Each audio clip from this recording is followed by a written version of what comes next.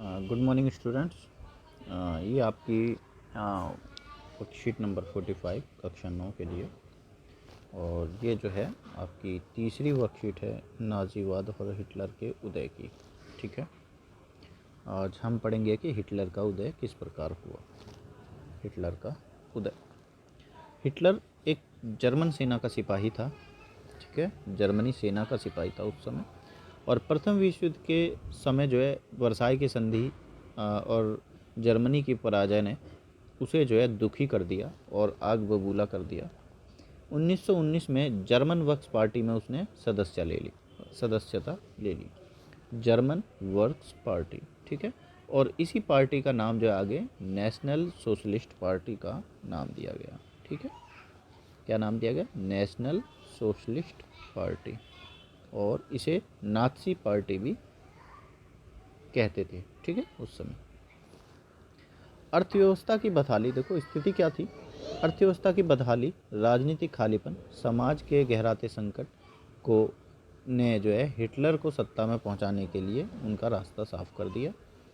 महामंदी का दौर था उस समय, 1929 का समय था, महामंदी का दौर था। नाज़ीवादी आंदोलन एक बड़ा रूप ले चुका था। ठीक है, 1929 के बाद जो है बैंक जो दिवाली हो चुके थे उस समय, काम धंधे नहीं थे लोगों के पास में, मजदूर बेरोजगार थे, मध्यम वर्ग लाचारी और भुखमरी का डर जो है सता रहा था उस समय। नाज़ी प्रचार लोगों को जो है उनके भविष्य के लिए सपने दिखाने लगा। ठीक है, नाज़ी जो लोग थे नाज़ी पार्टी के, वो जो है एक उज्जवल भविष्य की तस्वीरें लोगों को दिखाने लगे थे। 1929 में नाज़ी पार्टी को जर्मन संसद राइक्सटैग में 1929 में, देखो 1929 में इसको केवल 2% वोट मिले थे, 2.5%, और बाद में 1932 में केवल 3 साल में 37% वोट से सबसे बड़ी पार्टी बन गई। ठीक है, एक पूरे देश में 37% वोट अगर एक पार्टी को मिलते तो बहुत बड़ी बात होती है। ठीक है, हाँ, तो इस प्रकार से कहीं ना कहीं नाज़ी पार्टी जो है एक सत्ता में आने का प्रयास इसने कर लिया था। अब जो है नाज़ी प्रचार की क्या कला थी, वो क्या करते थे। हिटलर एक ज़बरदस्त वक्ता था। जब वो बोलता था तो उसके जोशीले भाषणों से पूरा शक्तिशाली राष्ट्र की स्थापना उसने की थी। ठीक है, उसके भाषण एकदम अलग होते थे, लोगों में जो है बहुत ज़्यादा जोश पैदा करने वाले थे। ठीक है, वर्साई की संधि को नाइंसाफ़ी और जर्मन समाज में खोई हुई प्रतिष्ठा वापस दिलाने के लिए वो बताता था, कहता था कि मैं जो है आपको जर्मन की जो समाज की प्रतिष्ठा है उसको मैं वापसी दिलाऊंगा, बेरोजगारों को रोजगार और नौजवानों के लिए सुरक्षित भविष्य का आश्वासन उसने दिया। हिटलर ने राजनीति की नई शैली रच दी।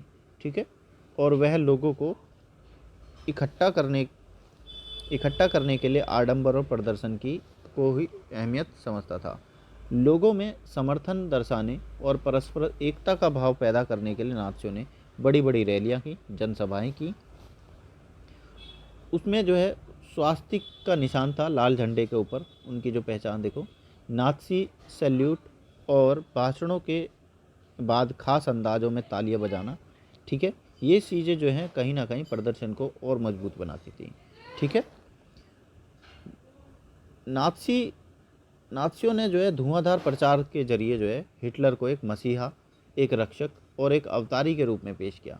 यह छवि लोगों को अच्छी लगी, जिनकी प्रतिष्ठा एवं अ, गर्व का एहसास जो है चकनाचूर हो चुका था, जो एक भीषण आर्थिक और राजनीतिक संकट के रूप में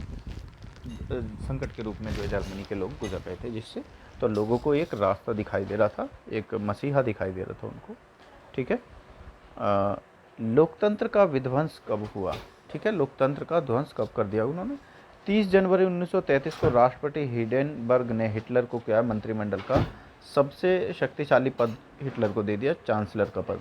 ठीक है, और तब से नाज़ी पार्टी जो है रूढ़िवादियों को अपने उद्देश्य से जोड़ चुकी थी। सत्ता हासिल करने के बाद हिटलर ने क्या किया, जो लोकतांत्रिक संरचना थी उसको जो है समाप्त करना शुरू करा, संस्थानों को भंग करना शुरू किया। ठीक है, 28 फरवरी 1933 को जारी किए गए अग्नि अध्यादेश में उसने क्या कर दिया, अभिव्यक्ति की आज़ादी, प्रेस की आज़ादी, सभा करने की आज़ादी पर उसने और नागरिकों के अधिकारों पर रोक लगा दी। ठीक है, कौन सा? अग्नि अध्यादेश के जरिए। तीन मार्च 1933 को विशेषाधिकार अधिनियम इनेबलिंग एक्ट के जरिए हिटलर ने संसद को हाशिए पर धकेल दिया। यानी कि अब संसद का कोई कार्य नहीं करता, वो अपने आप जो भी कानून बनाता था अध्यादेश से चलते थे, ठीक है ना। यानी कि संसद के जरिए कोई कानून नहीं बनेगा, अब जो है सरकार अपने तरीके से काम करेगी, ठीक है। नाज़ी पार्टी और उससे जुड़े संगठनों के अलावा जो है राजनीतिक पार्टियों को, ट्रेड यूनियनों को और इनको जो है उसने समाप्त कर दिया था, ठीक है ना। तो मैं था नाज़ी पार्टी और उससे जुड़े संगठनों ने राजनीतिक पार्टियों और ट्रेड यूनियनों पर पाबंदी लगा दी। अर्थव्यवस्था, मीडिया, सेना और न्यायपालिका पर उनका पूरा नियंत्रण हो गया, ठीक है। तो इस प्रकार जो है हिटलर ने ना पूरे जर्मनी पर कब्जा कर लिया, हर एक चीज़ पर। हिटलर कौन था, इसके बारे में आप उदय के कारण क्या थे वो आप बता दोगे। उदय के कारण कौन कौन से थे, यहाँ पर आपको उदय के कारण दिए गए हैं। अर्थव्यवस्था की बदहाली, राजनीतिक खालीपन, ये सब चीज़ें, ठीक है। और दूसरा है आपका क्वेश्चन है जर्मन लोगों से हिटलर ने क्या क्या वादे किए। जर्मन लोगों से उसने वादे किए, ठीक है, कि वो जो है उनकी जो नाइंसाफ़ी है, जर्मन समाज की खोई हुई प्रतिष्ठा वापस दिलाएगा, बेरोज़गार को रोज़गार दिलाएगा और नौजवानों को सुरक्षित भविष्य देगा। ये सब इस तरह के वादे उसने किए थे, ठीक है। और अगला क्वेश्चन है देखो, पूरे देश में नियंत्रण स्थापित करने के लिए हिटलर ने कौन कौन से कदम उठाए। तो यहाँ पर आप देखो लोकतंत्र को विध्वंस कर दिया, पूरे देश पर जो है कब्जा करने के लिए यहाँ अध्यादेश लाए और भी बहुत सारे काम उसने किए, ठीक है। हाँ, क्या मीडिया का प्रभाव आपके विचारों पर पड़ता है। हाँ, मीडिया का भी बहुत ज़्यादा प्रभाव जो है विचारों पर पड़ता है। इसीलिए जो है जो लोगों ने जो हिटलर था उसने जो है प्रेस पे जो है आज़ादी पर रोक लगा दी थी, प्रेस की आज़ादी पर, ठीक है ना। तो ये आपकी वर्कशीट आज समाप्त हो जाती है वाली।